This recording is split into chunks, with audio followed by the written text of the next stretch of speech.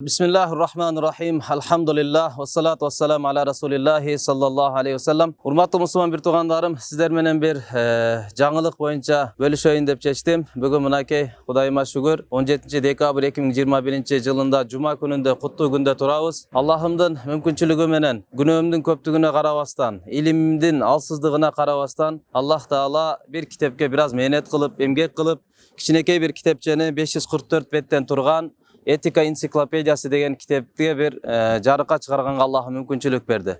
Бул китептин тарыхына токтоло турган болсок, бул китепти өзү Абу Бакр бин Мустафа деген чоң bir алым киши Индия өлкөсүндө Гуджрат областындагы İslam Üniversitesinde bu sabak bergen çoğun ustazlardan ошол киши ушул китепти жазып чыккан. Анан бул китеп чыккандан кийин чыгар замат эле Индия элин билесиздер. Канча кылымдардан бери ислам дини мээнеттер болуп келатат. Адабияттар өтө көп. Бирок ошолорго карабастан миллиондогон bunga конкурент болгон адабияттарга карабастан адамдын ар бир адамдын десек болот жашоосунан орун алган бир китептерден. Сиздерден дагы ошого үмүт бар иншалла ушул китебибиз ар бирибиздин жашообуздан орун алат деп. Эмне себептен? Себеби бүгүнкү күндө биздин эң алсыраган учурубуз. Могу биздин алдыбызда келе жаткан 21-22 кылымдар Кудай Таалам канча рызкы берет Аллахыма белгилүү. Бирок алдыбыздагы болгон учур азыр бизде финансовый кризис бизди күтүп турган жок.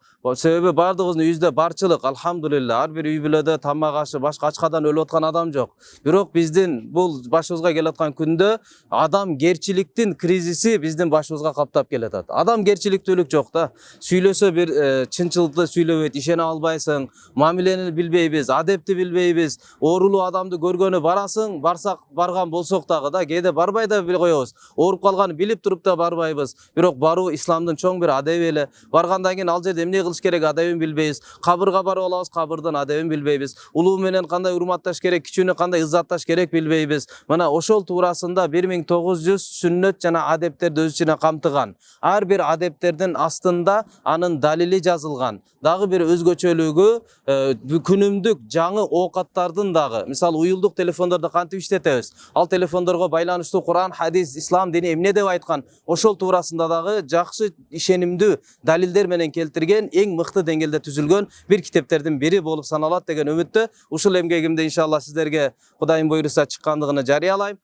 Кимдер колдон келген болсо иншалла ар бириңиздер окуп ушул булактан пайда алгандын аракетин кылыңыздар. Эгерде кандайдыр бир кемчиликтерге көзүңүздөрдөн өтүп калса, албетте кемчиликтүү адамбыз, кемчиликтери болушу мүмкүн. Эгерде аны биздин айтылган бул жерде сайт бар, ошол сайтка кабарлап койсоңуздар, сиздерден иншалла чоң ыраазычылыгыбызды билдиребиз. Адеп деп өзү эмнени айтат? Адеп деп кыргыз тилинен, негизи бул араб тилинен алынган, түп маанисин алганда башкаларды, өзгөлөрдү чакыруу деген маанини туюнтат. Бул дегени адептүү адам өзгөлөрдүн падышасы болгон жүрөктү өзүнө чакырып турат деген сөз. Адеп дегени бул ислам термининде жараткан Алла менен, жаралгандар менен мыкты деңгээлдеги мамилени адеп деп айтылат. Кыргыз ата бабаларыбыз буну бир сөз менен улууну урматтоо, кичүүнү ыззаттоо деп кыска нуска түшүндүрүп кеткен. Адепти урматтуу туугандар, адептүү адам алкыш алат, адепсиз адам каргыш табат дегендей, бул ар бир адамдын жаны сыяктуу болгон ажырагыс бир бөлүгү деп эсептелет. Адебиң жок, айбандан айырмаң жок болуп калат да.